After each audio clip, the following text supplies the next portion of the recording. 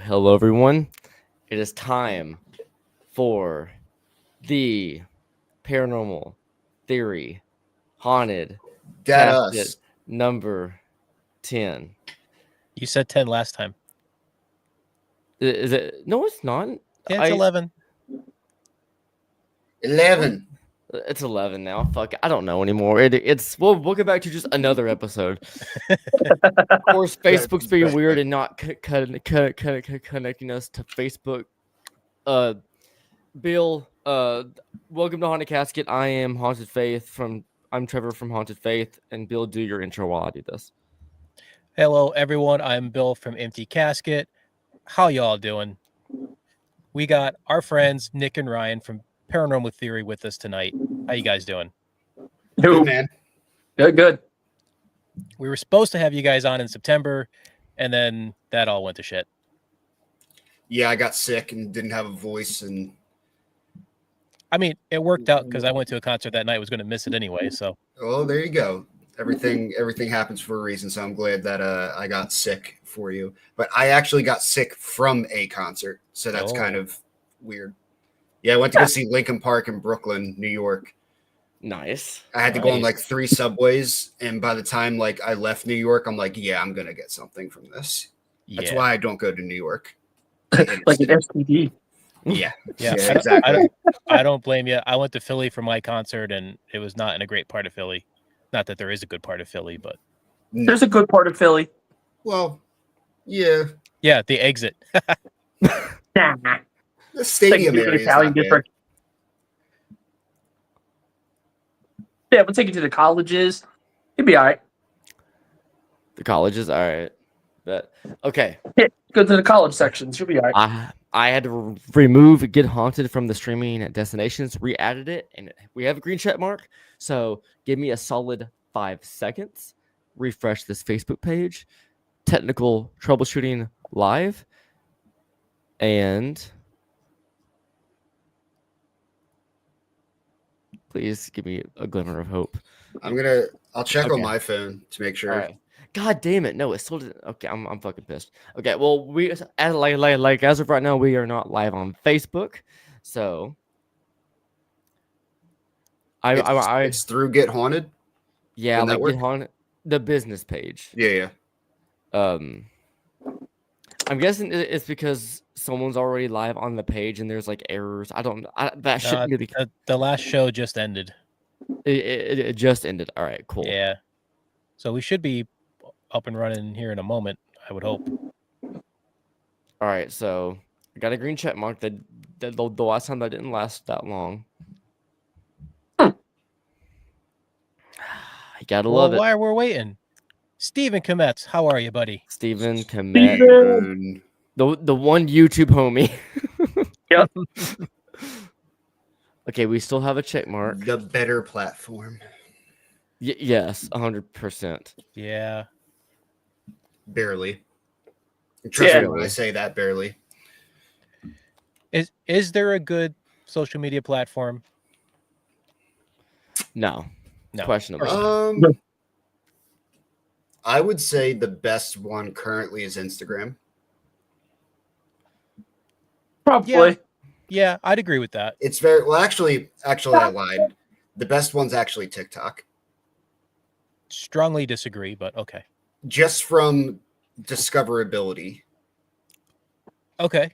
As far as like getting like immediate views, TikTok is the king. Yeah, TikTok is very easy, especially for smaller creators to be found. YouTube's very cutthroat, and it's like our latest video that we put out. I knew it wasn't going to be like one of our best videos or anything, but it showed it for like 24 hours and then it just stopped for no reason, even though we had the likes, we had the comments, we had the watch duration, which is everything you're looking for to get your video out into the algorithm. It was just like, oh no, we're not going to show anyone this, which is not, like I said, not a big deal. That's just how YouTube goes. But yeah, YouTube's tough. Yeah. Yeah. Once you get going on YouTube, it's good. It's the their algorithm is really designed to help people who are already established, but not really good for up and coming creators. Yeah. All right. So what I'm gonna do is just go to my channel, share the link out, and then fucking just do that. A rocky start, but welcome to the Honda Casket. That's how the technology goes, man. That's how the tech goes. And the crazy part is that we were just fine not 2 hours ago, connected perfectly, but then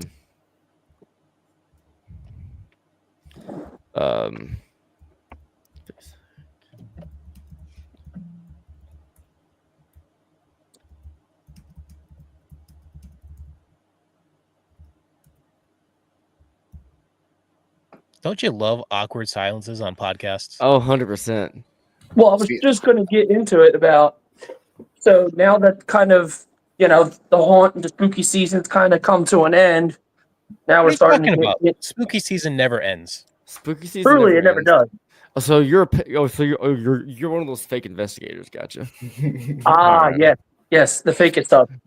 Yeah, the one that only drives 9 hours to an investigation. Yeah, Only 9.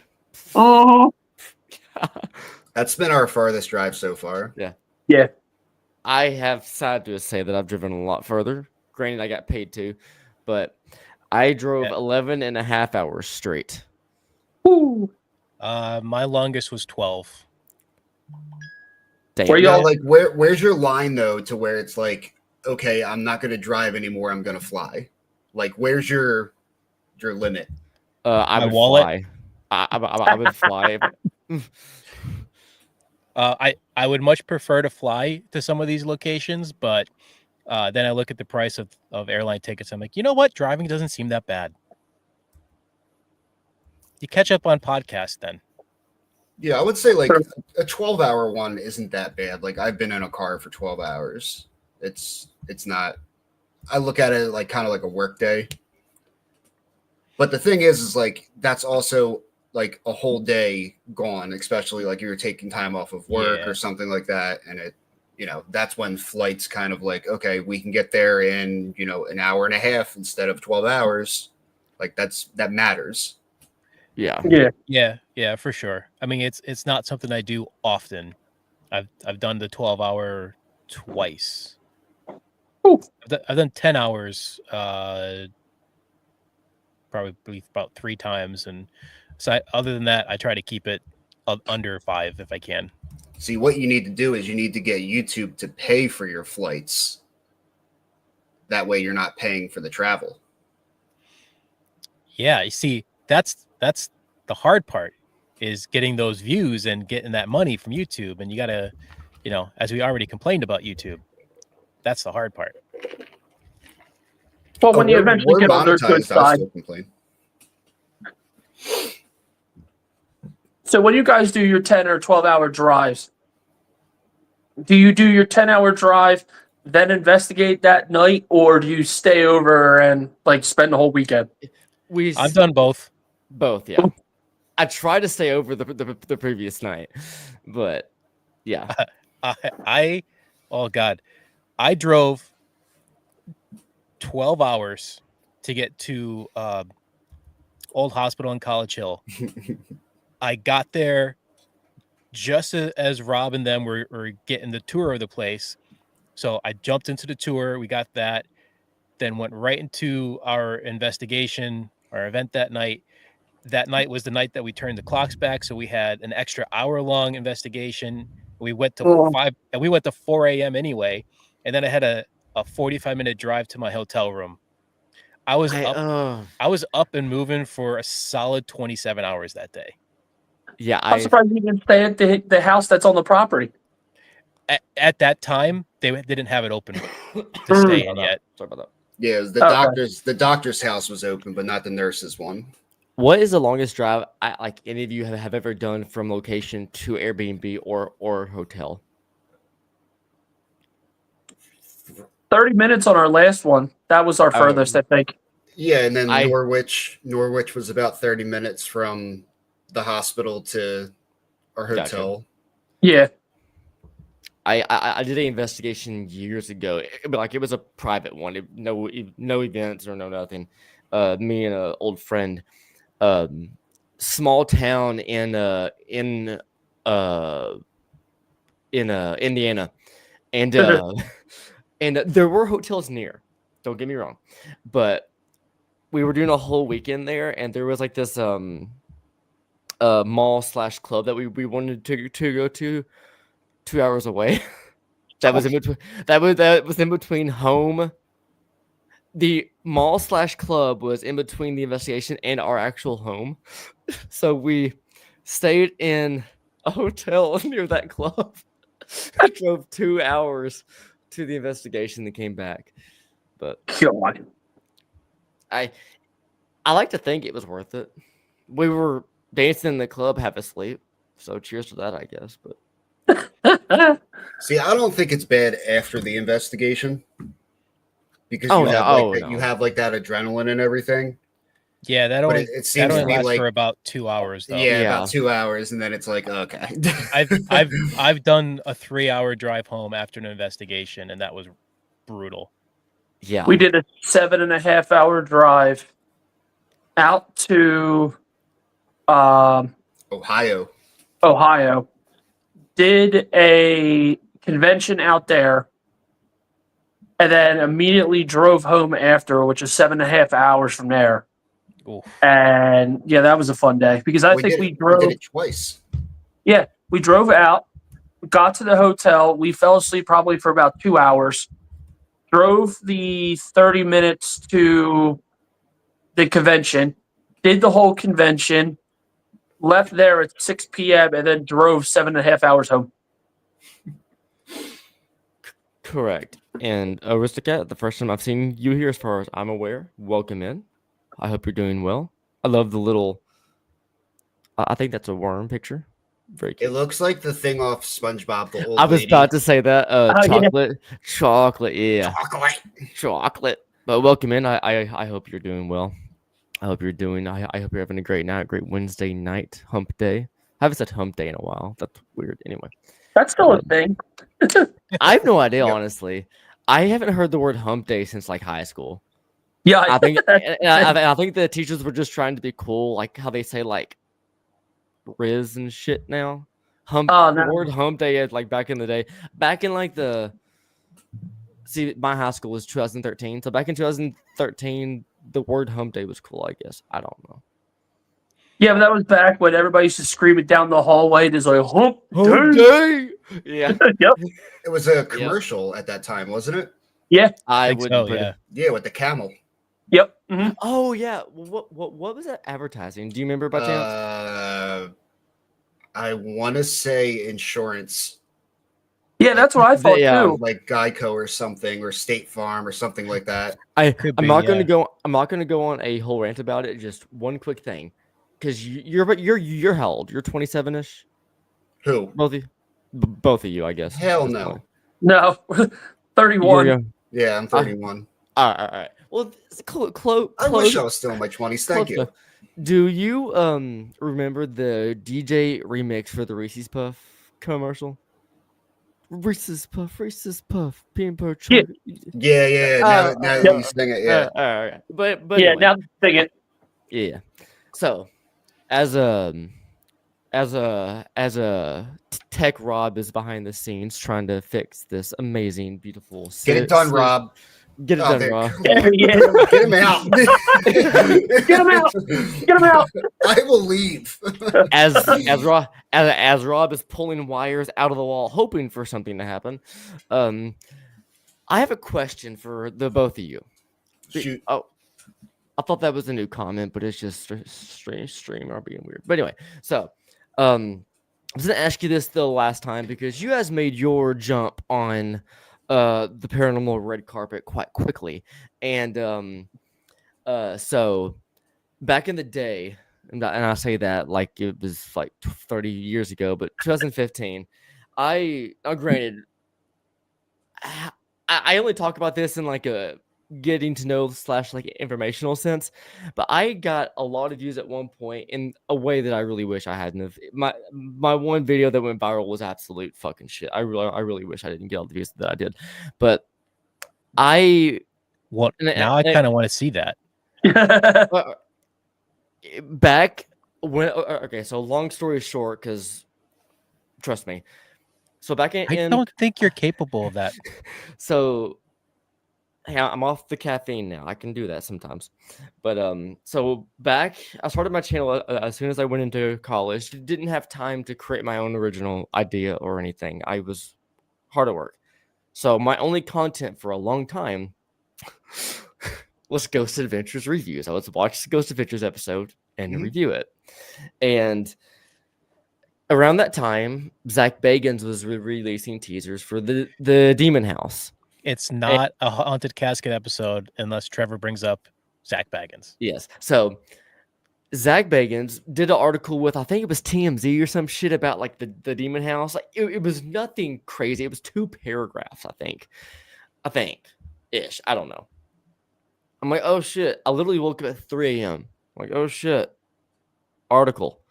Literally sat in front of my camera with a raggedy ass shirt on, screen recording, doing this. So as you can see in this article, Zach Bagans says that the documentary is set to come out in blah blah blah blah blah blah blah, and he says this might be in it. You're gonna have a cool thing, and that's blah blah blah blah blah. Thanks for watching. And I literally I end recording with my hand on my mouth. In a month, that got 105,000 views. Woo! And 34,000 likes, thousands of comments. And I literally sat in my room for the next month thinking, God damn it, why this one? You see, guys, you're putting all this effort into Paranormal Theory, and if you half-ass it at 3 a.m., that's all you need to do. I literally put all my videos of all that shit into a playlist, and I put it in bold and caps, retired, because I still get comments to this day saying, "Oh, I love this episode. You should do more." This is from 2015. Shut up. I'm telling you that the videos that like just gain traction like that sometimes make no sense. Yeah. And that came with a lot of hate and a lot of love and all that shit. And I just went through all the emotions of content creation and quote unquote popularity. It was one video in like a month. And there was so much negative shit. I took a break from YouTube for a year and a half. It made me sad. And then fast forward to when I met Rob and Get Haunted and Sarah and all them. They kind of reassured me in my head that like numbers ain't all that. If you get them, great, but like you want positivity with numbers, not just numbers. Yeah. So building off of that for you guys, your rise to fame, you went from hundreds to thousands to 4,000s in what, a couple months to a year? Not even a year. Okay. It's been like 8 months, I think. It's pretty impressive. Yes, very, very much so. You did it in a very genuine, better way than I did. I don't have as many subs as you did, but you got your rise to fame with a lot more dignity than me. So, not that I'm famous. That was a bad choice of words, but that's not the point. What was either the most regrettable, the worst part, or the most boring part? You can pick one of three. What was the most, I guess, what overall part sucked the most about like you growing as a channel content wise? Okay, think I got one. Go ahead, Nick. no, go ahead, Ryan. No. I would say when your name starts to get out there, people will dislike you for reasons that you have no idea why, especially when you don't even know them. And then they'll kind of talk to like their people and like say things like about you or your content and all that, which isn't true. Like we kind of went through some, I'm not going to bring it up again, but we like went through something with a location. If anyone's interested, you can go check on our channel. We made a whole video explaining what was going on. But it just seemed like it was like at the same time that we got monetized, it was like that's when people seemed like they had the most to say like negatively. Mhm. Yeah. Do you people think just- it's because you guys rose up so quickly that it was just pure jealousy, or It's probably plays into that because I mean I know there is teams that have been doing it 5 years still going that are not to where we are either like content wise, the following wise, the reactions, and I kind of could feel that's where some of it's coming from because a lot of people in the very beginning were very helpful.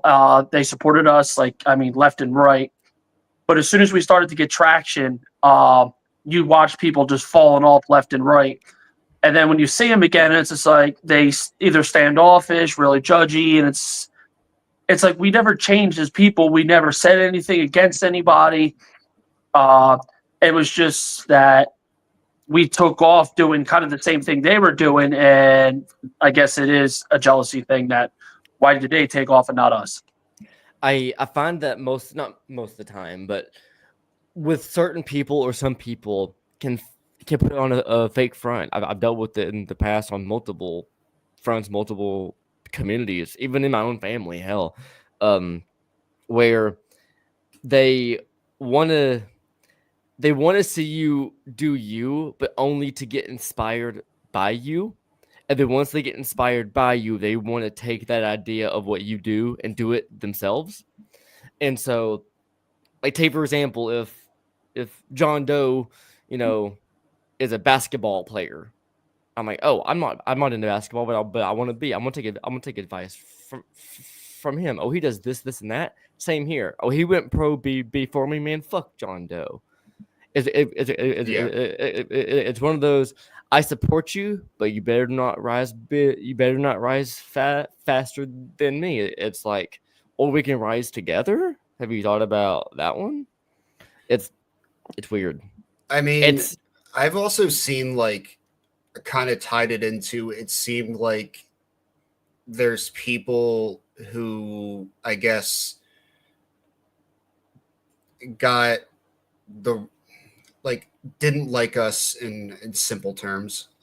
Didn't like us because we worked with certain people.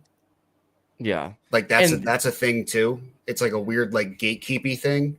it is, and that's something that really drives me nuts about the paranormal community is that you Yeah. can only be friends with certain people, and Yeah. you can't be friends with these people. And if you even Mhm. talk to them, now you're ostracized, and it's such a toxic environment. It's Yeah. awful. Yeah, and You know, especially that's from the YouTube creation side, it's like, and like Nick and I like say this all the time. There's nothing wrong, and I always get shit for this. There's nothing wrong with like having like the paranormal as like a hobby and like a weekend warrior kind of thing. Mhm. Like, there's nothing wrong with that. No, Yeah. of course. I mean, But- that's the vast majority of people in the paranormal. Yeah. And like you need that. That's Yeah. obviously what keeps businesses open, like these locations open. But the content creation side, when you get to a certain point, is a completely different world. Yeah. And unless you've done it or are currently doing it, you will never understand like the stress, the money, Yeah. the time that goes into it. So like N- 90% of the people see the content thing. They just held up a camera and uploaded it. Oh, They no. had to There's travel. so much more. They spent money. They recorded for probably at least 6 hours. They spent at least probably 15 hours reviewing, editing, throwing up those lower thirds, transitions, and then you're seeing it and watching everything that they did in probably about a month and a half in 8 minutes. It's like Mhm. you want to do it, but you don't want to do it unless you want to do it. Yeah, I mean, it takes us like 35 to 40 hours to put together a video from like Yeah. start to finish. Uploading footage to the last thing that I do is usually color grading. Yeah. And where I Same go here. through every single, like, you know, Trevor, like you go through Yeah. every single little clip, and there could be like 2,000 in there, and you're doing it, you know, by clip to match the colors with And- the scene, and it's and that's one thing that even comes with like, because I'm as far as right now, you know, life could change. I might do one again in the future, but right now, like I'm personally done with like doing like the long investigations, because I've done them for so long that like just staring at the screen for too long just hurts my eyes. But like I also rediscovered my love for found footage and like being a paranormal experiencer, and then after I experience said thing, I then turned that story of what happened into a found footage-esque story. And the first time, and I didn't even like upload it like as it was. The first time I edited together a the footage was the second or third one that I uploaded in the first 5. It was the Get Haunted Casket at Fairfield County Infirmary. I barely recorded anything before the investigation started because of just how that event went, and then I recorded some of the investigation. I didn't use a whole lot, because 2 of the main parts of that investigation were just my camera on the ground staring at one point. Like Bill, whenever me and Joe were in that thing, yeah. Yep. It was literally just on a focus point for 45 minutes straight, because we were more focused on the experience. So I had probably about 5 minutes of usable, like moving camera type of footage. So I turned it into a found footage like aspect. Literally threw on blue tint, one type of screen, one type of frame, one type of screen, scratched out the whole thing, and I went done. Washed it, and I go, that's shit. So then I changed every 5 seconds the screen scratch, the framework, the color grading, the tint, and then I'm like, that looks a lot better. So, and now thanks to Bill, I'm gonna degrade the fucking quality, because Bill called me yesterday for other reasons to talk about a future plan that we have. But he goes, "Hey, before we hang up, I've been meaning to talk to you about this," and I go, "Okay, Dad, what's up?" And he goes, it sounded very ominous. He goes, I've been watching your found footage stuff, and I go, And okay, it sucks. It's awful. You should feel bad about yourself. I feel bad about myself every day. No, I'm kidding. And It I just go, came down to a little constructive criticism that oh no, because he's recording in like really high quality resolution, and 1080p. Yeah, and for VHS, I'm like, you should drop that resolution down just so it matches better and it doesn't like kind of pull you out. Yeah. So yeah, there's probably also filters that you could throw over top of it that would give you that VHS effect. But but Bill was pissed that it was still in high quality. I wasn't pissed. I was just giving you advice. Well, no, it was the way you built up the conversation. It was like I just got an F on my report card. He goes, I just watched your found footage stuff. You wish you got an F. And wait, what? F for fantastic? Yeah, I know. Anyway, but he goes, I watched your found footage stuff, and I go, yeah, and he goes, and I love it.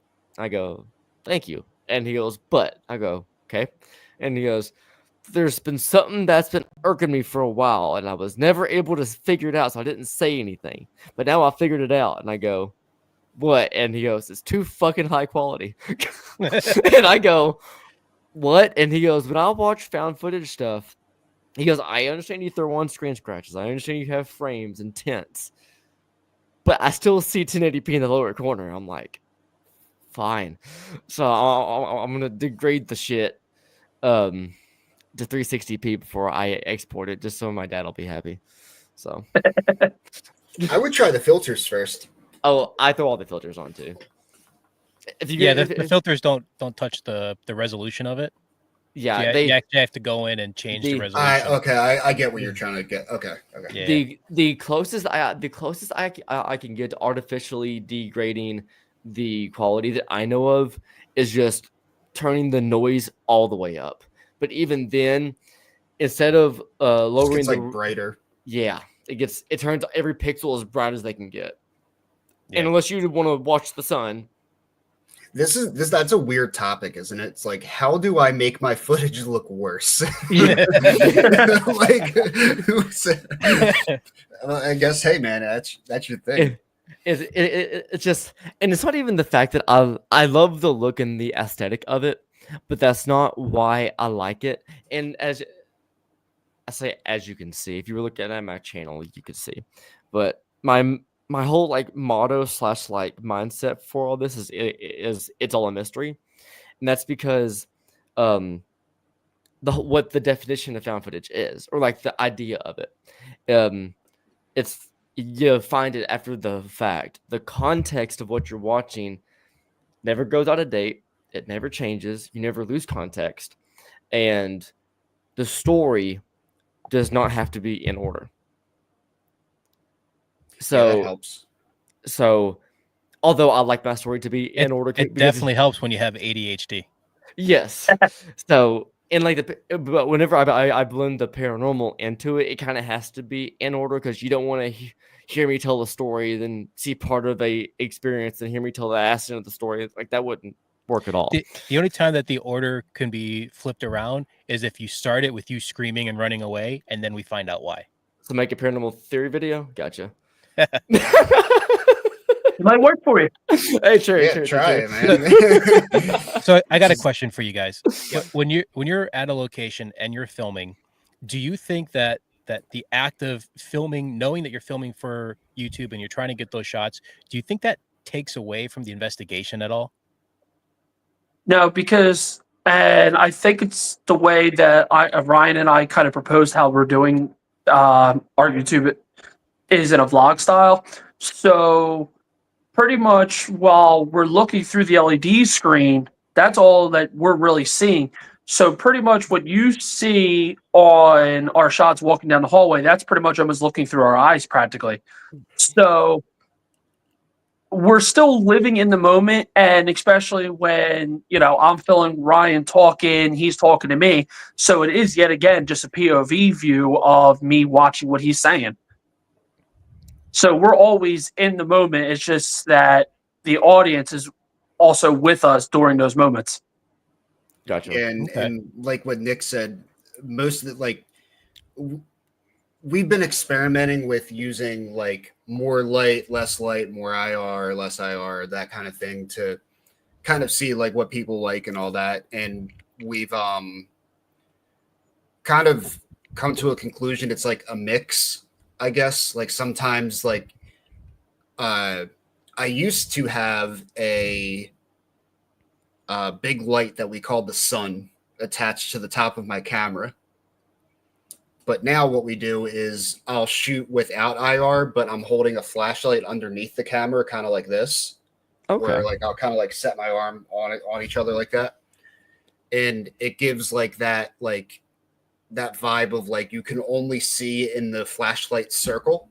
And you can't see anything else. So it kind of like really like if Nick's talking, like it'll really seclude the subject that you're looking at. And then obviously in IR, the only way we can see in these locations is through the IR. So I've told Nick before, it's like we're filming and we're pretty much experiencing our investigation through the camera. Mm-hmm. Because we literally can't see anything of like that is our eyes, is that camera. And it adds to the creepiness of it. Oh, for sure.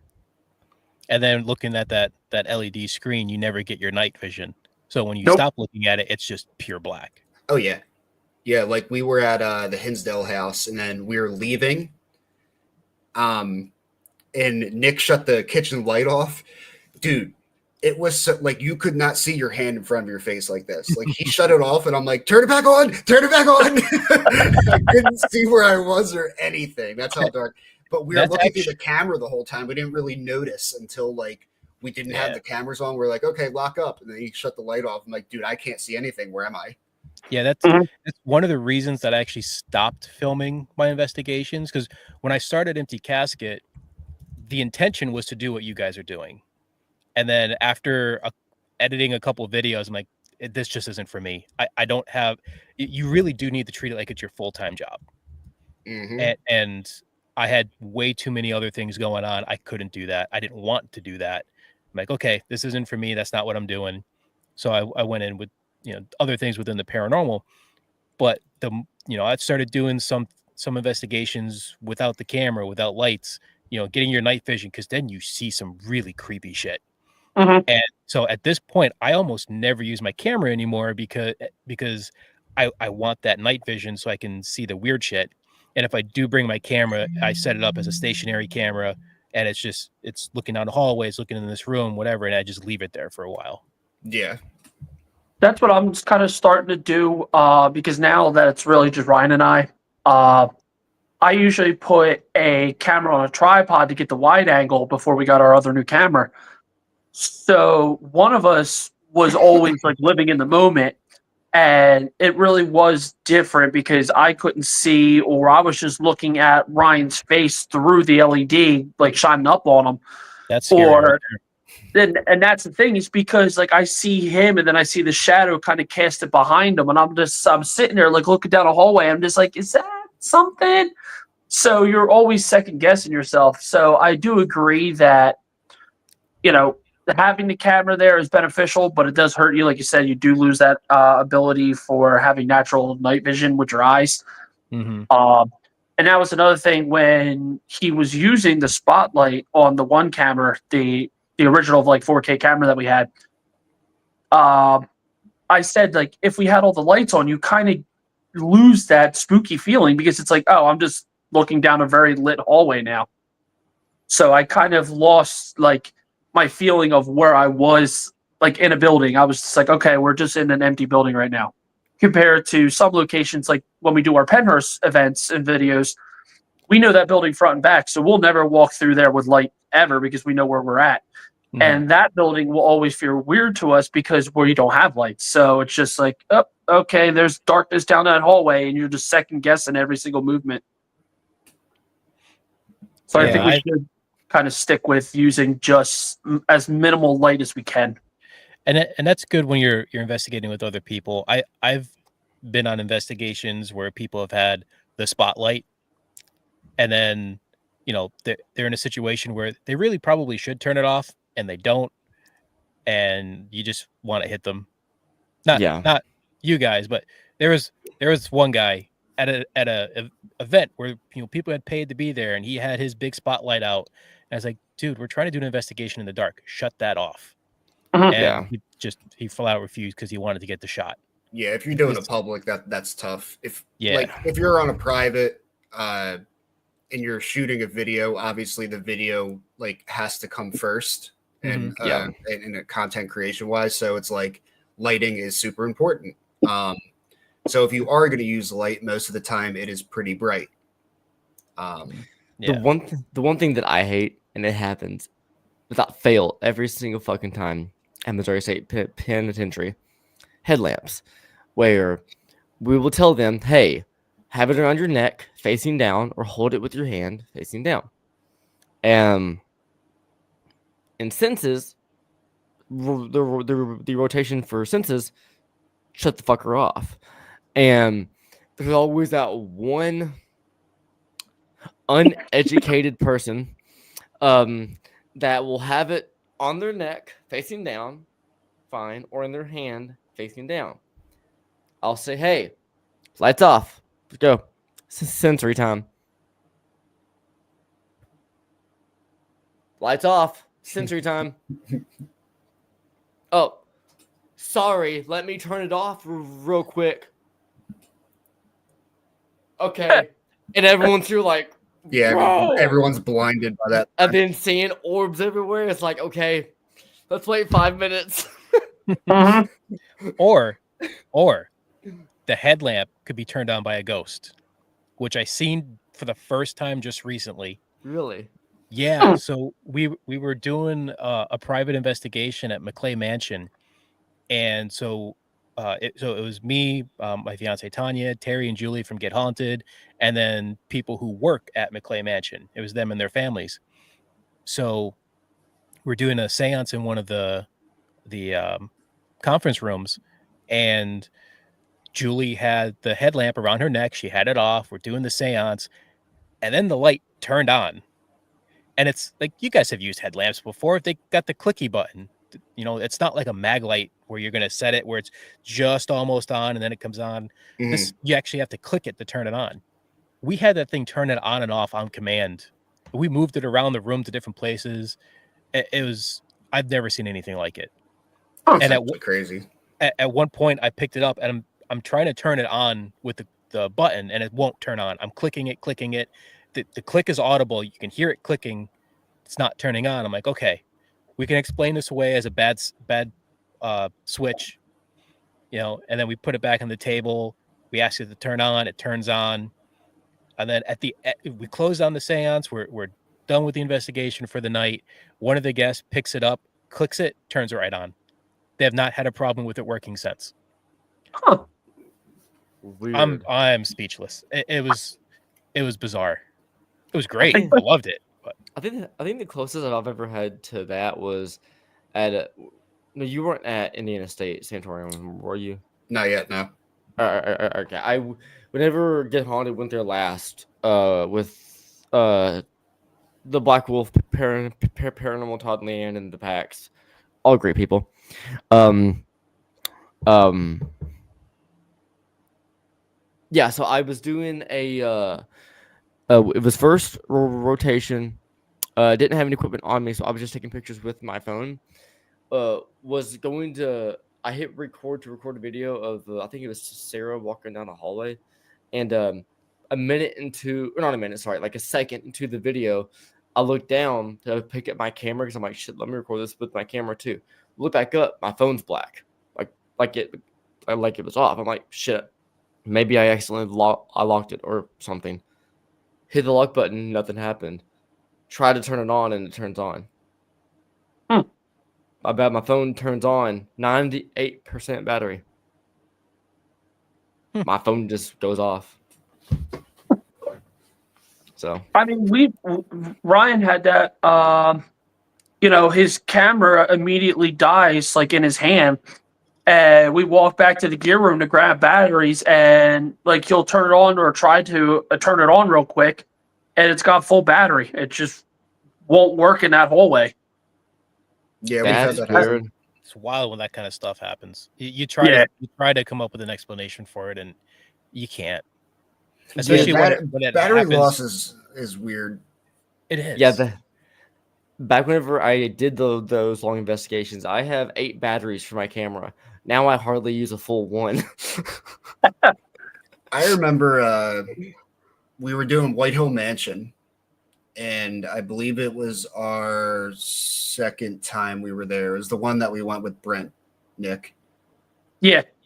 And I went to put we use Canon cameras, so like the Canon batteries that come with it, they're expensive. They're like, $80 or something. Yeah. So I put the battery in there to switch it, and my camera's telling me that the battery's like corrupted or something. Oh. And I'm like, what the hell? I'm like, that's an expensive battery. So I put in these batteries that I got from Amazon. And it works. The next investigation, I'm like, all right, let me see like what's going on with this battery. So I put it back into the camera. I haven't seen that since. Yep. So that just kind of would thing not work in that house. So that kind of thing can sometimes be temperature dependent. Because I know on some of my power tools, the battery will say that it's bad when I'm trying to recharge it if it's too warm. Mm-hmm. We were in the controlled environment, though. Yeah, I mean, that's a little harder to explain when you're on a ghost hunt than with power tools. Like, I understand, like, in the cold, like, battery gets sucked up pretty quick. But even it wasn't in the cold. the I think the it was in the hot, summer, actually. it could have gotten too hot. That sometimes can do it too. Maybe. Like Mhm. it won't damage the battery, but it's warm enough that because a lot of the battery sensors have a temperature sensor in it, especially if they're lithium batteries. Yeah, If it's like the a temperature safety starts thing. to go up, they shut them right down. Yeah. I mean, that definitely could be, and I mean, coming from a technical standpoint, that makes more sense. Because we really don't like to keep the batteries back in like the gear rooms. We do usually keep them in our pockets, so body heat, walking around, just natural temperature, nothing touching it with air. Yeah, that could set them off. So that makes sense. Yeah. I have a question Got for. one of them right here. Oh. Yep. Hell, my these where are they? Yeah, these the Sony Handycam ones are 65 each, Yeah. Yep.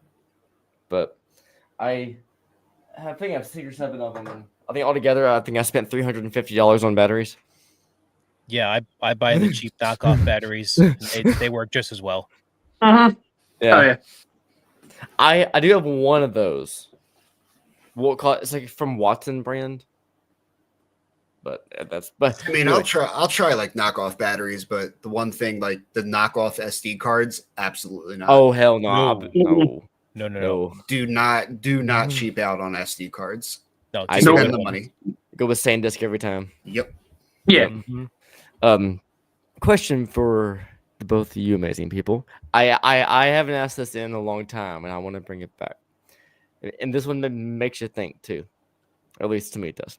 I don't think that hard. Anyway, so what is one paranormal experience or encounter that if you could go back and investigate it more or experience it in a longer length, what would you go back and experience again?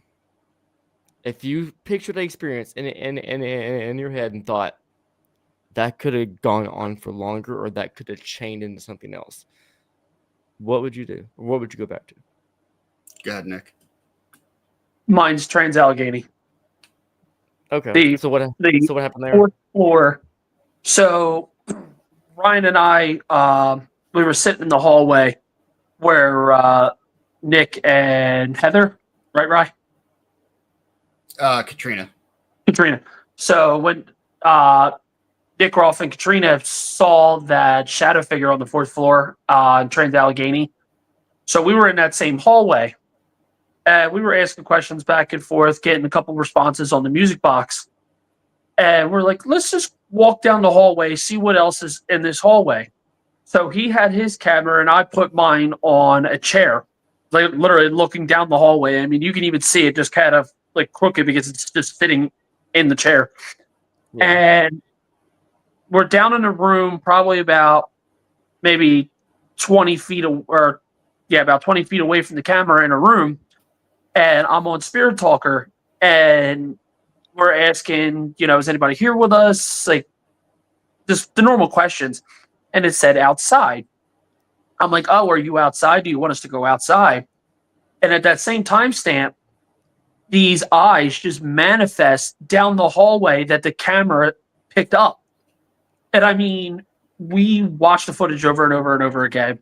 We know where it's at in the building. We talked to the caretakers of the building, the tour guides of the building. They knew exactly where we were. And he's like, it is physically impossible for that to be car headlights for where that is in the building.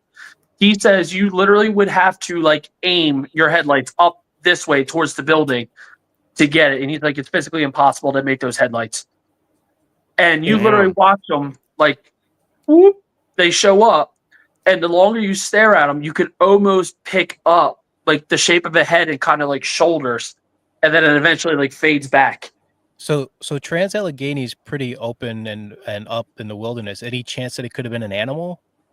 No. You're seeing eye shine? No, Yeah, it's literally. He said there's nothing. He said it's not a reflective surface.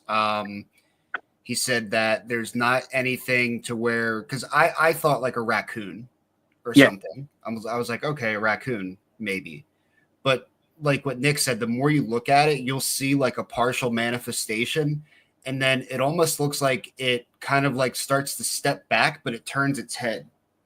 Oh. And I'm like, a Ooh. raccoon's not gonna. One, the eyes were too far spread apart to be a raccoon, because we've caught raccoons on our IR before, and they're usually like these two beady little yellow eyes, Yeah.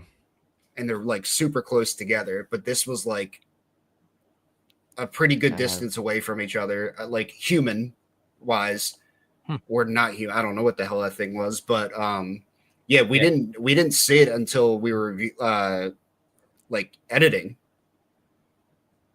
And the funny thing is that, believe it or not, that was actually at the time we had a lot more cameras going at the time.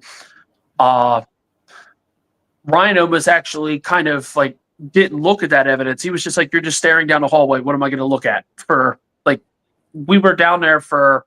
Oh, that's what? sometimes the best camera to look at. You just put it up, have it sitting down a hallway, and just walk away for hours. Come back, and I mean that's when you get that weird thing that just kind of like peeks out the doorway. And I told Nick, I'm like, I just had the urge to watch it. I don't know why. I'm like, but I'm gonna sit here for this like 40 minutes and just watch this wall or this hallway. Mm-hmm. Yeah, I did that at Mid Orange. Hey, Sandra. How's it going? I set up a It's camera the pickle. looking down a hallway. I must have left it there for a good 6 hours, almost the entire night. And I watched all 6 hours of it. And I didn't see any shadow figures or anything, which is what I was hoping for. But all of a sudden, you just start seeing these flashes of red light coming from there. And it wasn't like it was coming from outside. It was from inside the hallway. Inside, Just like, yeah. like little fireflies of red light popping up. It was the most bizarre thing. It's interesting. And that's always great, is because you have 6 hours of like constant footage of that area. So you do have like concrete evidence, like there's nothing happened in this hallway. Nobody walked in this hallway for hours. This is what it's looked at for hours. Here's the beginning of that hallway. Here's the event. And then afterwards, and you can see that it's never been replicated. Yeah. That's crazy. Yeah, mine would have been probably after I got my shirt yanked at Norwich. Okay. Because it happened right after we heard like a loud bang right behind my head, like someone punched the door that I was standing up against.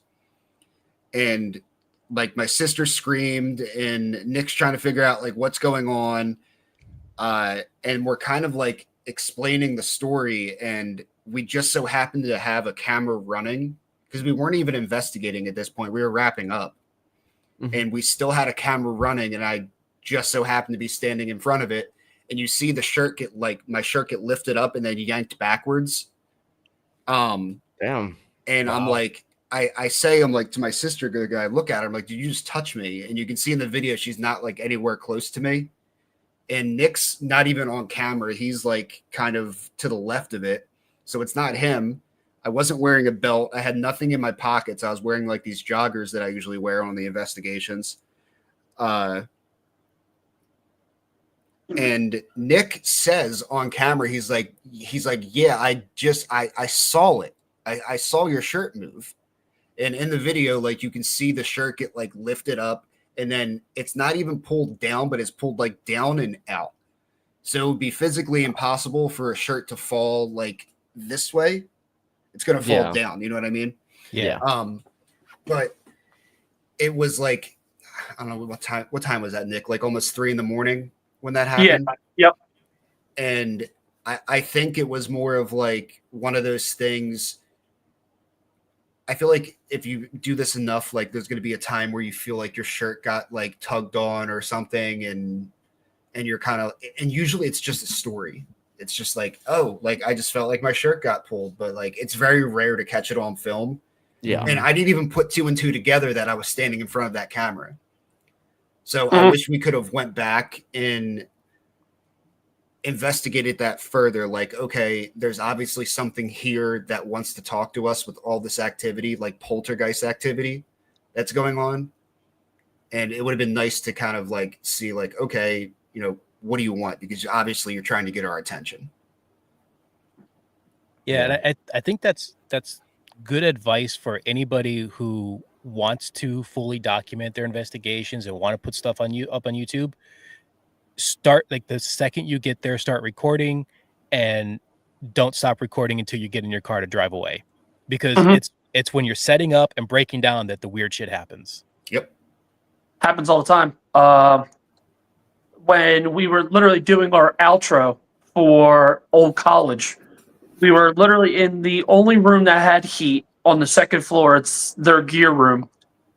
And we're doing the outro, and you actually hear something like jam the door that's behind us. And we're like, is somebody trying to get in? Or is management trying to be like, hey, you guys done? I'm locking up. I'm going through. Are you good? No, it was clear as day. Like somebody was trying to get in that door. Man, all hospitals, the weirdest shit happens there. Yeah, we've had that. I love that place. We heard a huge bang at Sweet Springs when everyone except me was asleep. Yep. And it was above me on that second floor, like near the nurse's station. And it was like someone dropped like a bowling ball on that floor. Wow. Enough to where I woke them up. I'm like, yo, like someone sounds like someone's trying to break in. And they're like, oh, well, if it happens, let us know. And I'm the only one awake in this little place. I'm like, excuse me. I'm on teeny tiny couch. Like, I am scared. It sounds like a Project Fear episode. Dude, it's so much stuff happens when you're not looking for it. Oh, yeah. And that's one of the things that, like, I learned to acknowledge more, actually, from Sarah, because she's the first person that I heard it from. It's like, whenever you're in a haunted location, just exist. Live how they did. Eat pizza, talk to people, and things will happen. If everyone's quiet on a couch staring at a REM pod, not much shit's gonna happen. I mean, it goes all the way back to the spiritualism era. Before they would do any of their seances or anything like that, there would always be a party right beforehand. There would be food, drinks, laughing, telling stories, music, everybody enjoying life, and then they would very abruptly end it and go right into the seance. It's funny to kind of like talk about that. When we did a event at the Madison with Drew from the Haunted Raven, I was up on the second floor, like right outside the Devil's Toy Box. And literally we were laughing, having a great time. I was making like a story about there was two different like entities in the rooms. They didn't like each other. So I was like, oh, if you don't like the one who lives over there, set off the music box. It went off. I'm like, if you really don't like the girl over there, like hit the bell, and it rung like 3 times. And we're laughing. We're like, oh, yep. And I mean, this place was wild. But yeah, it was weird because like you're trying to, like when you're investigating, you had like this thought in your mind that you want to be quiet, listen to it. If you have a good time, the spirits almost recognize you as like either not a threat or you're not there to damage anything. It's just like, oh no, they want to, like, they're actually here for good intention. And I think they come out and talk to you and interact more. And sometimes I think it's if you're not actively investigating and you're sitting around with people telling stories and they're like, hey, pay attention to us. Yeah. I swear they know when you're filming. Oh yeah. Oh yeah. Absolutely. Because of the frequencies, like not your frequency, the frequencies, the motors, the batteries, everything in that camera. It's a shitty hotspot.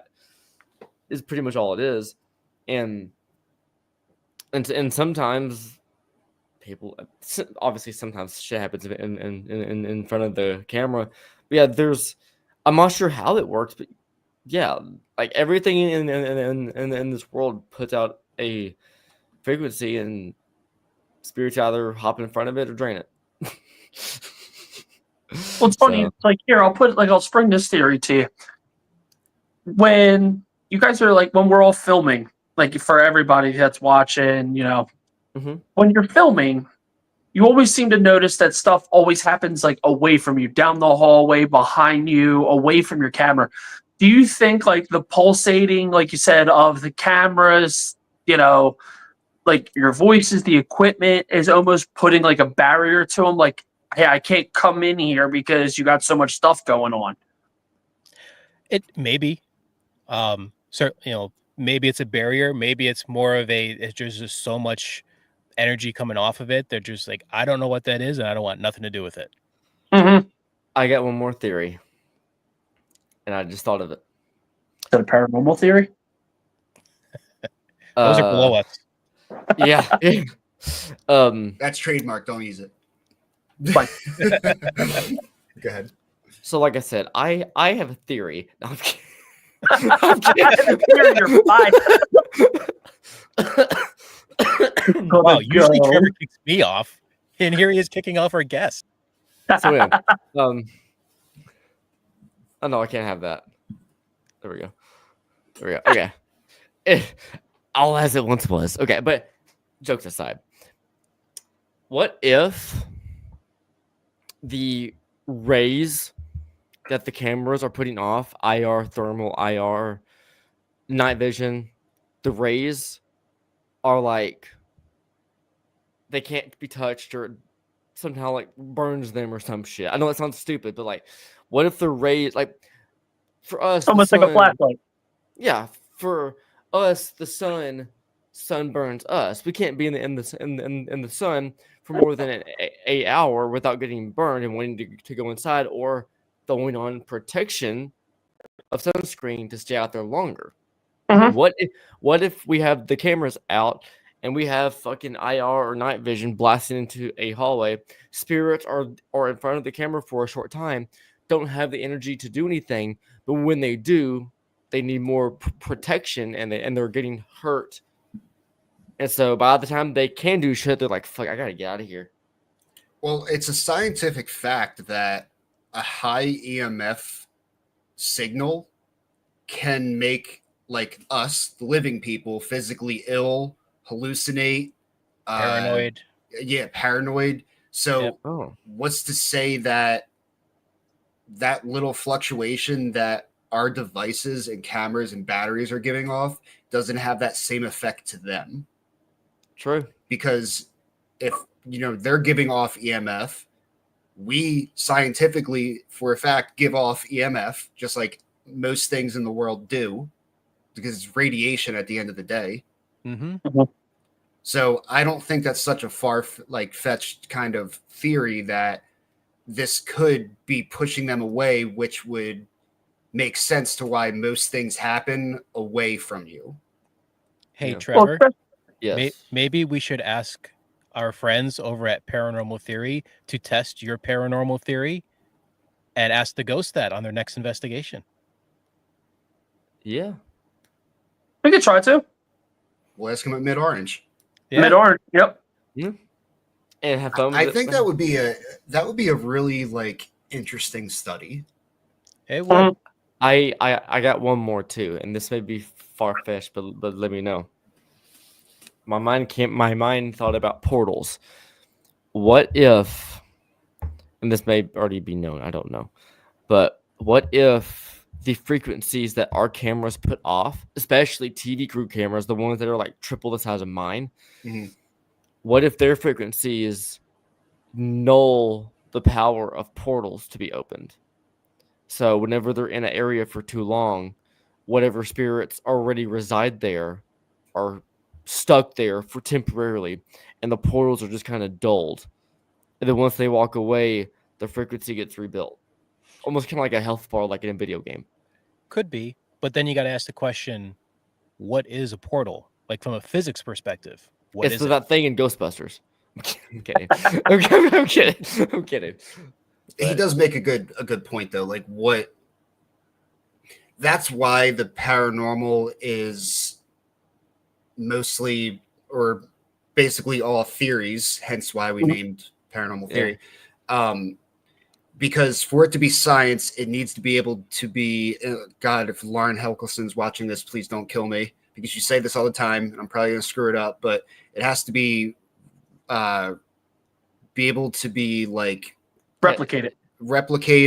There's like two other things to measurable, repeatable, testable. In test, Mhm. I knew Close. I knew the test parts. Yeah, I'm not all If that Lauren ever smart, watches this, stupid. I'm sure she'll comment and say what it was. But that's what makes like the paranormal so Holy shit, interesting, your in my mug. opinion. Sorry. What mug are you using? God Yeah, that's damn. one of his. Just Oh, one yeah. of them. Yeah, that's just one of my mugs. Okay, sorry, Ryan. Go ahead. That threw me the fuck off. Anyway. I'm drinking his little Wendy's cup, and Nick's like, oh my god, dude. minions. A chalice with I- this. I mean, it looks better than drinking the thing. So Yeah. Is that Fair. is that straight Everclear? close enough. Close. Ryan, you can keep going about whatever. Um, Lauren, whatever. But yeah, that's what makes I think the paranormal so interesting is because it's not scientific. You can't really test it scientifically, at least at the point that we are now. Maybe someday we'll be able to do that. But that's like kind of what you do an investigation. You're not leaving with facts. You're leaving with your own personal theories. Yeah. So I always hate when people are like, I know this sounds weird, but no, there are no real like facts or answers. So like when a person says something about like a portal or like are UFOs, aliens, it's like that can be just as plausible as any other like theory anyone brings up because there is no way to prove it. And it's just, it's always based on your experience. Mhm. Because you can go to a location and think like, yo, this place gives off like crazy vibes, crazy haunted vibes. And then there could be someone at the same time where it's like, oh, I didn't really feel much. Like Nick and I are kind of like that. Yep. It takes a lot for Nick to like really be like, oh, that place was like nuts and all that, where I can like feel the energy. Like Hinsdale House. It's like that place to me is one of the most haunted places I've ever been, just from the feeling of it. So, and exactly, so we'll play off of that. So Ryan had felt, that it was a very strong energy and everything.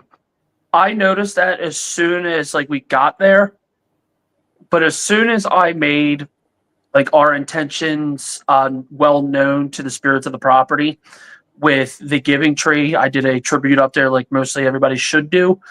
I think I did it like way too good because I think I blew everything out of the place. I swear to God, I blew everything out of that place. And they were like, you know what? These guys are good. We want to protect them. And I think all the native spirits that are on that property protected us that night because through our evidence, through the reactions that we were getting, there was a definite power struggle between either something darker in there and then something extremely light in there. So what I'm hearing is if you want protection, you go get Nick and let him blow everything. Yes. Yep. Yes. I want to be blown by you, Nick. Come Daily practice, my friend. Yeah. Hey, speaking of getting blown by Nick, we'll go ahead and start. And Bill, we're gonna kind of announce this now because this is like the fucking segue. I'm going with it. So soon, we'll just say soon. Soon trademark. Me and Bill, which we're gonna have some guests on from time to time. Definitely you and Nick, you and Ryan. We're going to be starting the first official after dark podcast show here on. I assume it'll be on the P3. I'm gonna have to talk to Sarah about that because it will be a after dark show, but. I don't see the problem, but maybe there will be a problem. Who knows? We'll find out together. But it will be called Two Beards, One Casket. And it will be an after dark paranormal and God knows what the fuck else show. And that's where you can literally see Nick blow me. So I'm gonna be fully honest here. I thought Trevor was joking when he told me that at the first time. In fact, I thought he was joking right up until he announced it just now. Oh, so I think it's a good idea. And you know what's funny? Because You never know when Trevor's joking. well, You can't take we it were serious. laughing about this before. That's far away. We were making jokes about this. We were going to have a podcast, and it was a joke name that we were going to have 3 Guys, 1 Haunt. And that was going to be the name of it. And we were just going to talk about all of our haunt experiences at different locations. And that was going to be our podcast name. And it was just like, dude, why does it sound like some spooky, like late night show that, parents see, need to tell you not to watch? Now, see, I'm still going to ask Rob and Sarah about the show to be on the P3 because of the content of it. Because, like, on one hand, they love us, but on the other hand, they have a business. So Yeah. But, There's gonna have to be some way to. But on the other hand, we have Richie on this fucking platform, and Richie's Richie. Hey, they let Trevor on here. Yes. I think it's a really good idea, but you're going to have some way to like it be like a rated show kind of thing where it's like, on Facebook don't give a shit what you do. Like, they don't care. And on YouTube, you mark your streams as not safe for kids. yeah, And then, it's not made for children, and then you can restrict it and all that. Because there's a podcast that I watch called The Basement Yard. You guys may know of it. With Joey and that's not the point. They're two childhood friends from New York, and they talk about, they say dick, all the sexual terms, like a lot of sexual fucking terms that I'm not gonna say right now, and a lot of controversial shit. And they get 500,000 views in like 24 hours. It was just the way. Capitalized right on it. It was the way you said dick and then just stop talking. My intrusive thoughts is like, let me give some examples of this podcast, but then I'm like, let's not give examples of this podcast. Hey, I could fix this right now. X. But yeah, so 2 beards, 1 casket is not a joke, Bill. That is happening, and we've been. I get thinking it was a joke like the first time I brought it up, but like we've had like 4 conversations and a phone call about this. What? No, this No. We've had conversations and a phone call about other things, and you would bring it up for about 30 seconds at the end. And then every time So I do, I had no reason to think this was real. He's giving to you slowly. And then I'm giving you that. He's just going to pound it in. Yeah, that's for the other show. Yeah. See? You're already on board. And we have to do some weird shit. We got to make a new. Our intro can be like our intro now, except we get rid of the haunted, and then just like in Comic Sans put 2 beards, 1. I think it would be a good YouTube show. Yeah. Mm-hmm.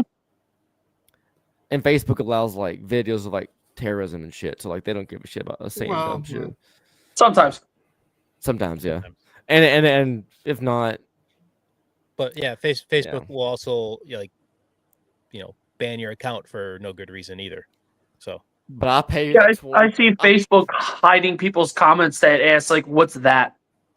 They literally just the way they write, "What is that?" And Facebook would be like, "This comment's blocked for some reason." I'm like, "What's hidden?" And it's like, "What is this?" I'm like, oh, "Okay, I guess Facebook didn't like the way they used that punctuation." Hell, if you have a no explicit words in my chat, please option. A friend of mine sent me a message that said I'm dressing up like a F *** this weekend. It was for Halloween. Mm-hmm. And I go, and I read that, I'm like, you're dressing up as a fucked this weekend? What the hell does that mean? And she goes, what are you talking about? I'm like, I screenshotted the chat and sent to her, and she goes, why did that get censored? And I go, I don't know. She goes, I meant to type, and she put F /E/A/K. I'm like, freak? And she goes, yeah. And I'm like, I don't know why Facebook censored freak. But Just all AI stuff. Yeah. Yeah. Anyway. So Mid-Orange, you guys got that coming up. Yeah. Yeah. And it's not just a Paranormal Theory night. It's a Get Haunted event. And we also got to show some love. It is also a Two Brothers Extreme event. Yes. I'm so excited to work with them. Phantasm, is that the team name? No, Two Brothers Extreme Paranormal is Mike and Adam. Yeah. No, Yeah. I know, but then there's another team that's going to be there. Oh, I don't think they have anything to do with the event, but I knew they were listed. Thomas Bolger, he's a merc. Phantasm, because he has a van. Because he travels like in a van. Oh, okay. Oh yeah. Makes sense. Phantasm Paranormal Adventures. Gotcha. But yeah, that's Saturday. We're super excited for that. That is actually where we did our first Paranormal Theory video. Nice. Oh, really? Yeah. Is our year anniversary as well. Yeah. Nice. Close to it. Yep. Congratulations. Awesome. Bow down to the kings because he has a goddamn chalice. Yeah. Well, all right. You have to make your profile picture. Obviously, put on merch because like product placement's king. It's like screenshot it now. Mug, cigar, hat sideways and to the side. Yeah, but then he's gonna have to change his name to Chad. Oh, don't run this, Bill. Yeah, like that. Now you look like every man over the age of 60 that lives in the cabins in the woods. Yep. Well, that's what they said. When you hit 30, it's either you become like a firearms guy, a cigar guy, a whiskey guy, or a big gym rat. So I did whiskey, firearms, and cigars. And do you know what the fucking weirdest thing is? I'm 27, about to be 28. I know I'm still 2 years away from 30. My dad introduced me to my first cigar 2 weekends ago. And I liked it. You're stuck. I don't know what kind it was, but my dad goes, "Do you like it?" And I go, "I love this." I mean, I don't. It's not something I'm gonna do like all the time. Now, granted, I knew cigars can be very expensive. I didn't know how much his was. Well, shut up, Bill. We're on this topic. No. This is a paranormal podcast. You guys could talk cigars another time. I was trying to plug Mid-O so we could tell the last couple tickets. Oh, we still have tickets. We do have two left. Two. Yeah, there are a couple tickets left. People, go out there and get your tickets. You get to hang out with these guys. Paranormal Nut, Two Brothers Extreme, Phantasms, me, Stephen Kometz, Lori, Kaylee. It's going to be a good time. We all going to be there. Yeah. Everybody, well, but Trevor, which is going to make it even better. Give me a second. Trevor. Shut your bitch ass up so I can find this event. Yeah, if we talk, Trevor, his brain doesn't work and he can't find it. There it is. I can multitask, but only in certain cases. Do this. Go. Special guests. Theory, Nick and Ryan. Imagine their pictures here because in another graphic it is. On November 16th, this coming weekend. It's going to be hot. It's going to be cool. It's going to be creepy. It's going to be fun. It's going to be a night to fucking remember. Every night I've ever been at Mid-Orange has been a memorable one. Only 2 left. Is crazy. Only 2 left. Full night is sold out apparently. According to this. So that's why they're selling a bit slow because they're only for half nights. But if anyone out there is new to the paranormal field, who isn't quite sure if you want to stay all night in the haunted crevices of a correctional facility, I'm dying. If you aren't sure you want to stay overnight in a correctional facility, go there, learn the basics. Go to paranormal boot camp. Rob will be there. Hopefully he won't slap you around like an actual boot camp instructee. I think that's what they're called. I don't know. Drill sergeant. That's a drill sergeant. Thank you. I respect the troops. I couldn't be one because I'm too much of a bitch. Anyway, that's not the point. That's a true statement. Go there, experience paranormal boot camp. Learn what a REM pod is. Learn what EVP is. Learn what a spirit box is. Learn how you can use your own body to witness the things around you. Start at 7, get to know everyone, talk, network, become friends. And then Meet once these that guys starts, in person. meet these guys in person, the people I can't see right now because I'm looking Get at their a ticket type. autograph. Rob Sign charges. some No, I'm kidding. autographs. Paranormal Theory will sign your babies. Ryan will sign your hoodies. Nick will sign your cigars. If you bring one, I'm sure he would. And then network. And then after that, you get the intro like of how the night's going to go. And then you'll be tossed into some rotations with some great people. Nick and Ryan, you guys are going to be leading a rotation, I assume? Yep. Okay. Nick and Ryan are going to be there in a haunted hallway all by your lonesome. They're weird. They're weird, but not that weird, so you'll be safe. And then you have Mike and Adam somewhere out in the nether. They are teddy bears. You'll love them.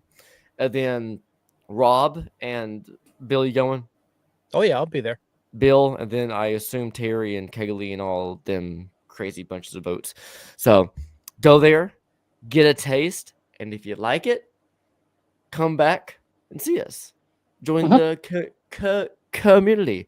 Subscribe to Paranormal. I almost said nut. Paranormal Theory, and subscribe. Sorry, I'm gonna go back to StreamYard because I'm tired of looking at Okay, there we go. Because I was gonna say subscribe to them. I gotta do that. Subscribe. You can do it. Oh no, Trevor's dying. He talked I'm too getting- much. Finally. He's reached his cap. Go Stuck on that subscribe. Go subscribe to Paranormal Theory. Nope, I ain't doing that. You ain't fucking Paranormal Theory. Go subscribe to Paranormal Theory. They are right there. Well, at least Yes. Nick is. At least Nick is. I am gone. Sorry, Ryan. I am now YouTube link. Wait here. Wait. Okay. Go subscribe. You're just getting screwed everywhere. If I want to get screwed up, I want it to be by Nick. Come on now. $50 is $50. Oh. Anyway, to wrap this all up, buy tickets, middo, half night, get a taste of the paranormal, get a taste of the Get Haunted culture, get a taste of community, make friends. Remember, the paranormal is about you, not what YouTubers say. I don't know. First thing that came to my head. So, Yeah. on that note, YouTubers. we love all YouTubers. We respectfully really love certain YouTubers. Yeah, like Destination Fear. Yes, like Destination Fear. I don't like this. There we go. Wait, there. Like Destination Fear. Like Why do we see Project Theory? I can't talk. Paranormal Theory. I want to shut the fuck up a little bit. Okay. That's about You, time. you need a chalice, buddy. They actually You a need couple one. like a week or two ago commented on one of our videos on TikTok. I saw that. Project Fear. Oh, I saw really? that. Mhm. Yeah. Good comment? Bad comment? No, good. They were Good like, comment. it was a trailer for our Cambria County prison video, and they were like, love to see it. Awesome. Hell yeah, dude. That was cool. Do you know who's in charge of that, or do you know like they're? I think they all have kind of access to it. Oh, okay, gotcha. Yeah, I have not met them yet, but everything I've heard that they're pretty cool people. Yeah, they're down to earth. They all, I think most of them have like their day jobs too, so like they're pretty fucking humble people. Well, I know Oh, yeah. that Chelsea. Yeah, Chelsea's a Is- vet or something like. No, not a nurse? vet. She's an eye doctor. Eye doctor. Yeah. Yeah, because I'm not gonna lie. I think it was on Facebook.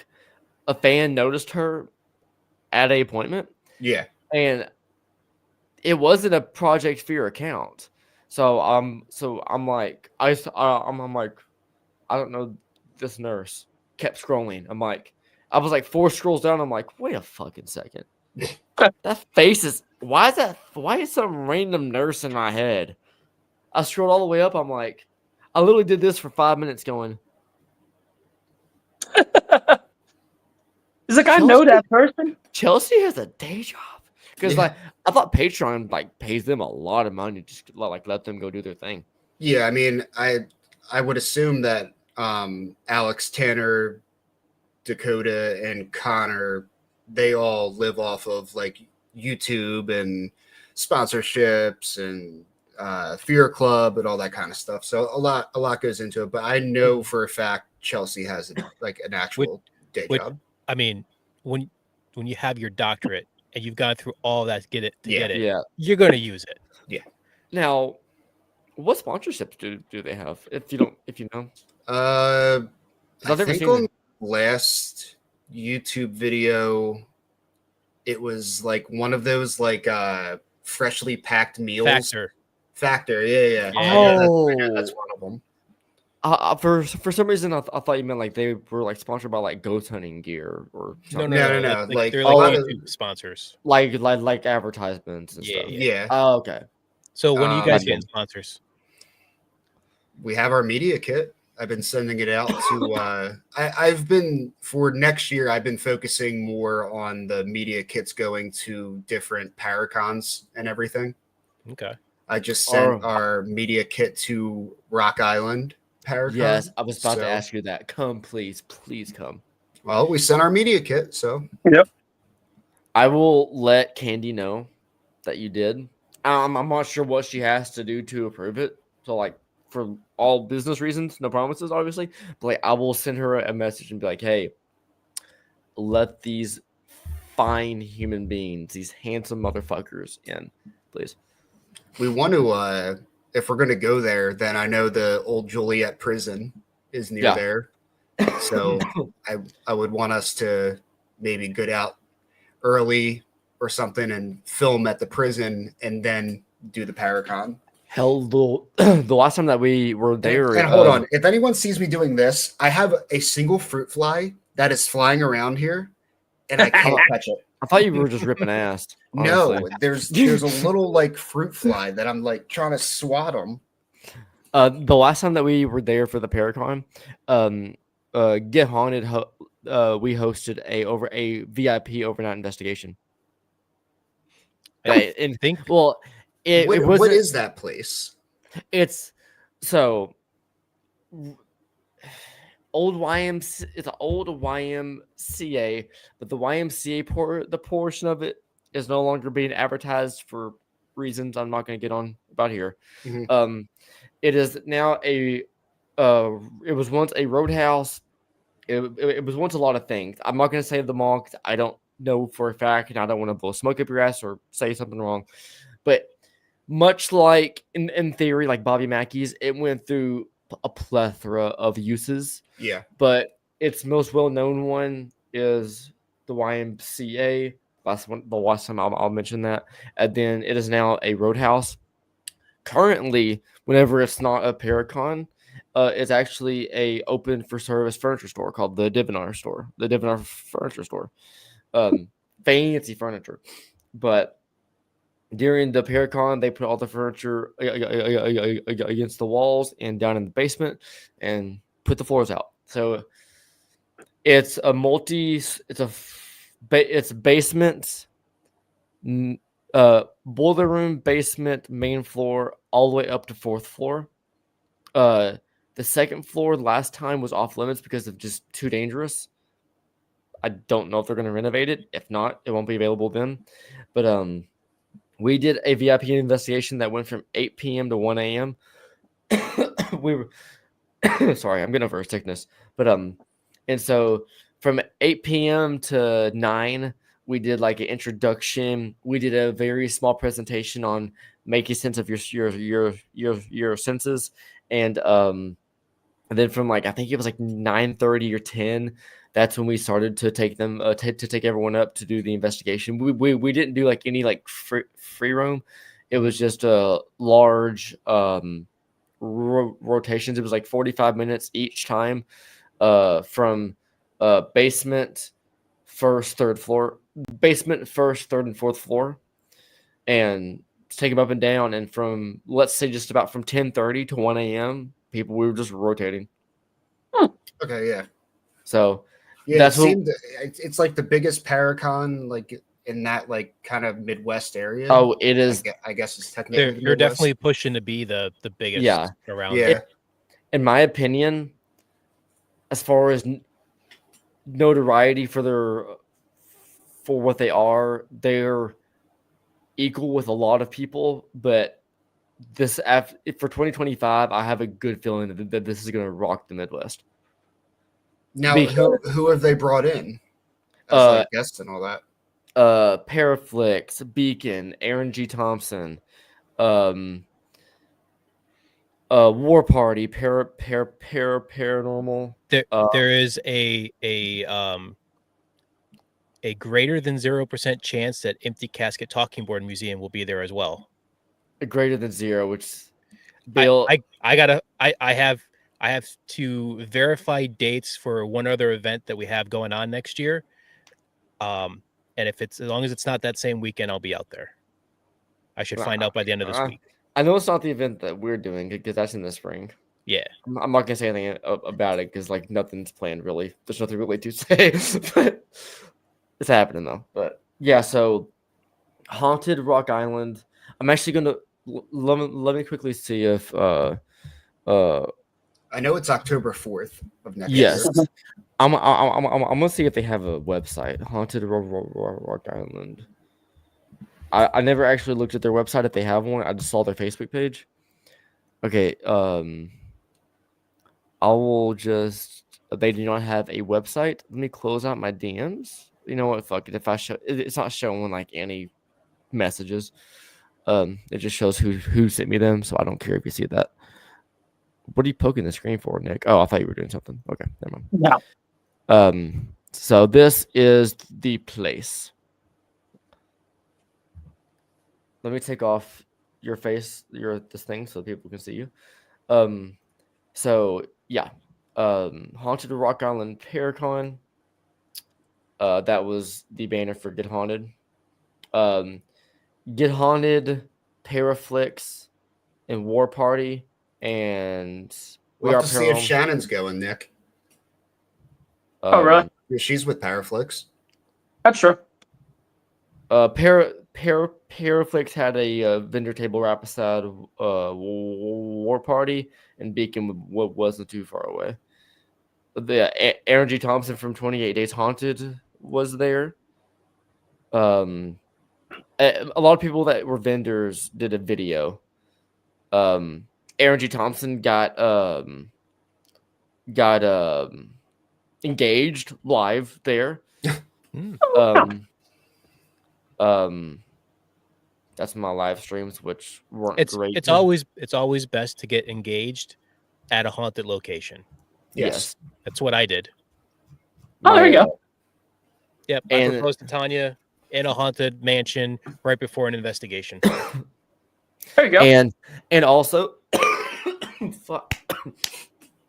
The Get Haunted Paranormal Podcast program, we are shooting to get podcasters to do some sort of live streaming type of deal there to where like we bring the community in.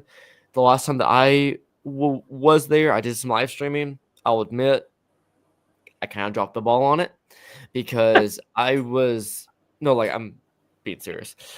I was over from a tenor to a soprano. I was overwhelmed as fuck. I didn't have a lot of time to prepare. That was my fault. And so I should have done a lot better job with the live streaming, but next year it'll be a comeback story. It just, I'll raise my hand and say it like it was me. It fucking sucked. But you live and you learn. Yep.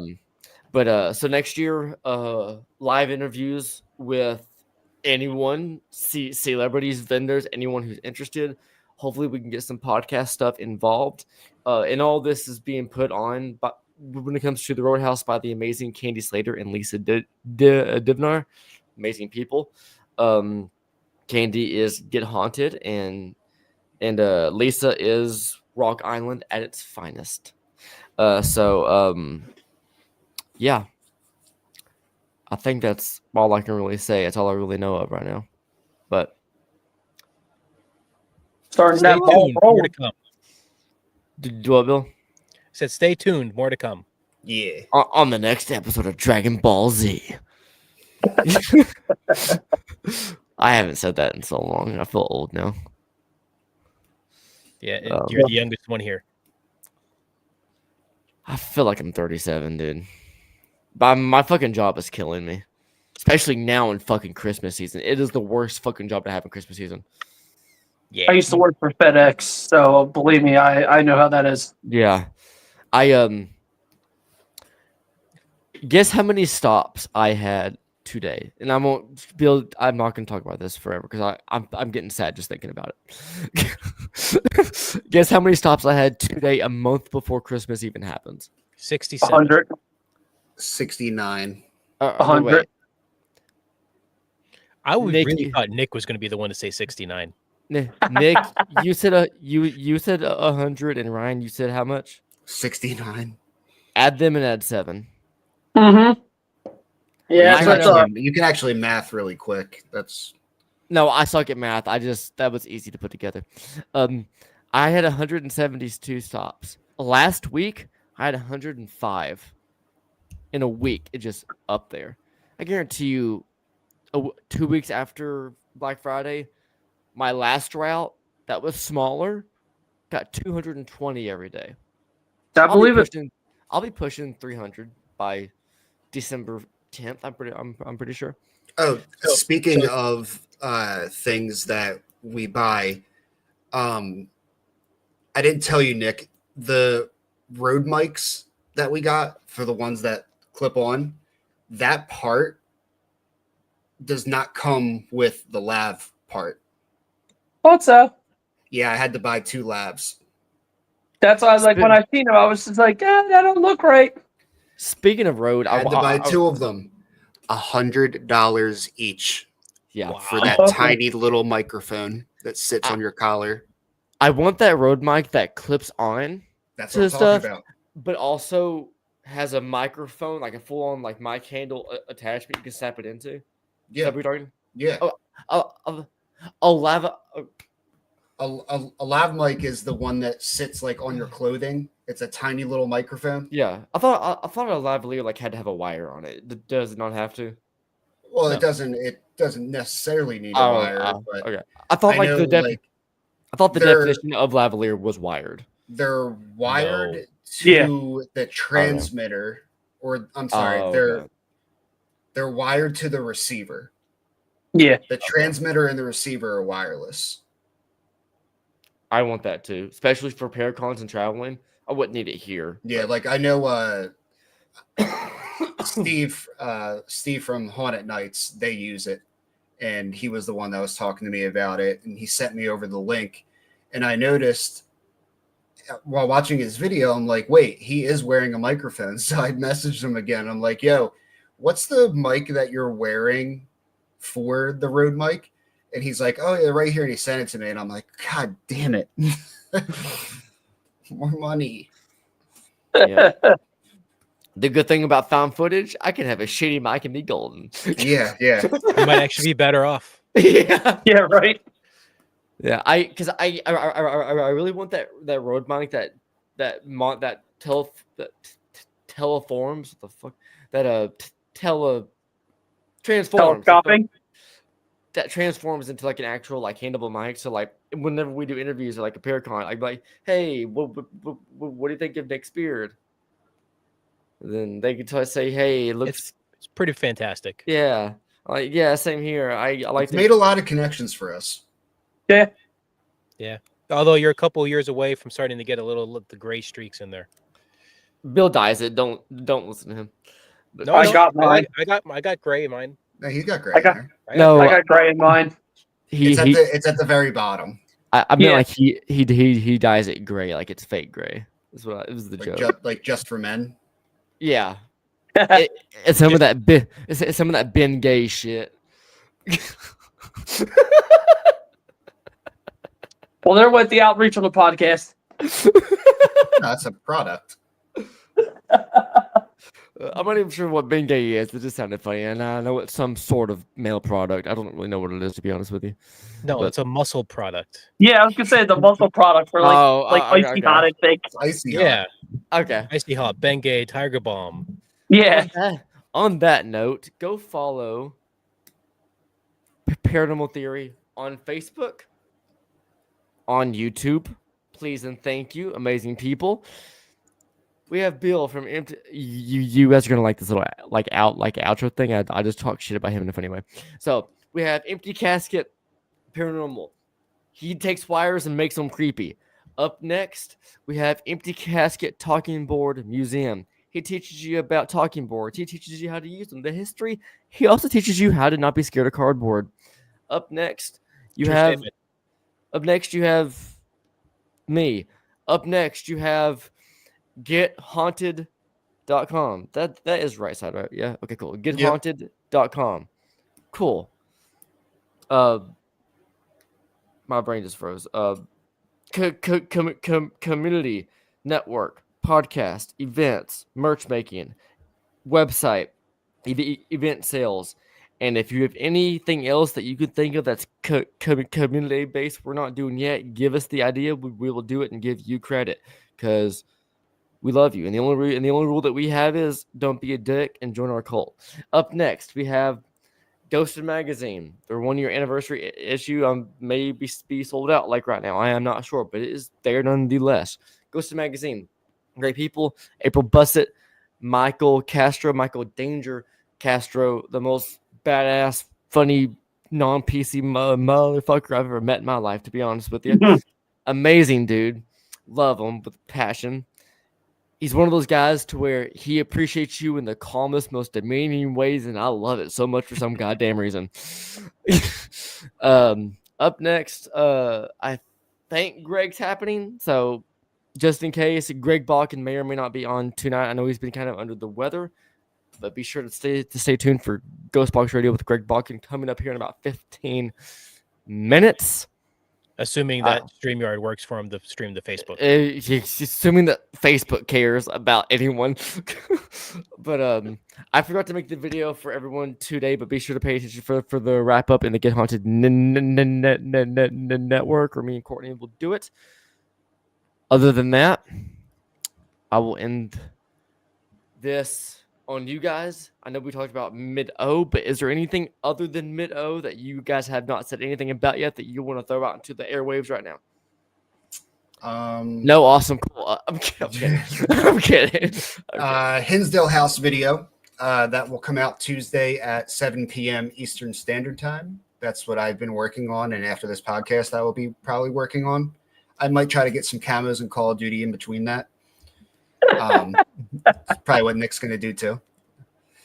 Yep, so he's ready. But no, YouTube channel, as you can see, Paranormal_Theory. The Hinsdale House video will be coming out Tuesday, 7 p.m. Eastern Standard Time. What? I opened your channel. Yeah. And your intro video made some like game-like sound. I thought fucking Nick just started up Call of Duty. And I'm like, dude, turn it off. You're gonna get this copyrighted when it was just No. That was you. Yeah. That's our way to go, Trevor. Little intro. I just scared my own self. Video. I was gonna do this while you guys were talking. So subscribe. That us. It's me. Watch their new video, then go back and watch all their other videos. And then tell all your friends to watch them. Go watch. Yeah, so if you go to the videos, that's our newest one's kind of a flop. So everybody go watch it so that it's not a flop anymore. Yeah, get this. We don't want floppy Nick. Yo, if you want to watch a video that'll actually teach you a lot about me and kind of like my past experiences, our Norwich video, our Norwich Part 1. That's a video. So it would be the evil Shadow Man one. Yeah, that video right there will teach you some stuff about me. A lot of people are like, they're like, "What's Nick about?" Because he doesn't really react to anything. Well, that's the story of why I don't react to a lot of things. Gotcha. I their latest video is at 363 views. If everyone here watched it right now, that would get it up to 366. So hurry up, go watch it. Probably the people watching it have watched Yeah. that video. True. Then, sorry about your luck. I'm kidding. Yeah. Other than that, Sorry about the loss. Welcome to YouTube. We don't fluff our numbers, and our subscriber count is real. Our view count's real. Have you guys ever to promote a video? No. Yeah, because I've been thinking about doing that. Not like on like my regular like found footage stuff. I don't care enough about views to do that. Like in the future, I will be like making videos for Get Haunted as far as like events and stuff, like found footage shit. That I'm thinking of doing that, but I didn't know. I was gonna ask someone who has done it, see how much it helped. I mean, I know all about it. Is it worth it? Is it worth the damn? It's a double-edged sword.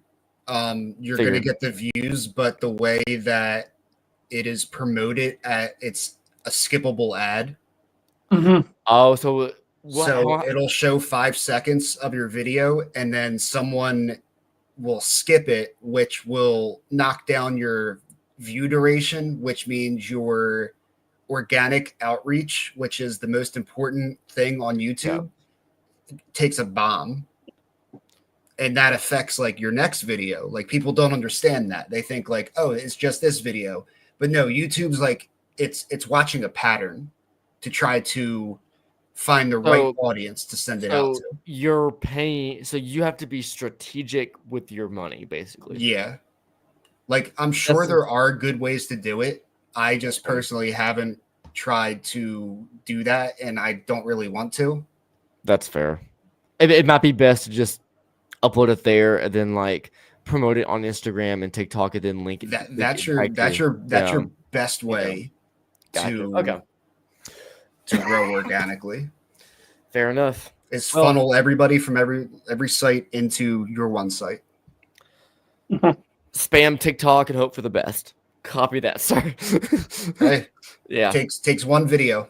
Yep. That's it. Yeah. I mean, yeah. All right. We can talk about this behind the scenes, but as far as everyone in the comments, thank you all so much for joining. We love you all. And don't forget finger guns. And don't forget to sleep safe.